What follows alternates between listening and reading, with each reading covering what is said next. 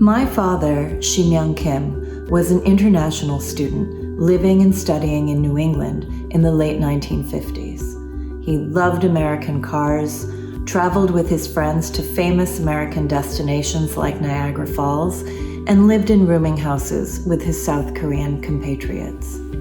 One day, there was a knock at the door at the rooming house. It was the local poll tax collector. My father did not have the proper paperwork since he was not yet a naturalized citizen. He was subsequently arrested and brought to jail.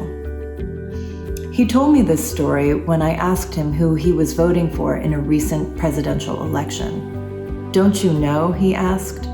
"I don't vote," he said, citing this decades-old incident.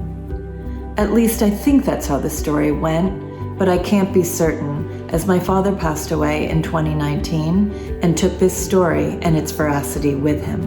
There's a maxim: those who fail to learn from history are doomed to repeat it. So what happens if stories like my father's are never recorded? If voices from our communities are never asked, then how are we to learn from their histories? This is why I started the Koreatown storytelling program, to document, amplify, and archive the narratives in our multi-ethnic community. We teach high school students to be community journalists by training them in interviewing techniques and oral history ethics and methodology.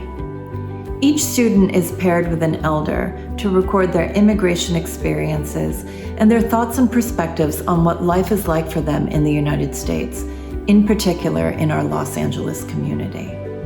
We're investigating themes in our neighborhood that include, involve, and affect us.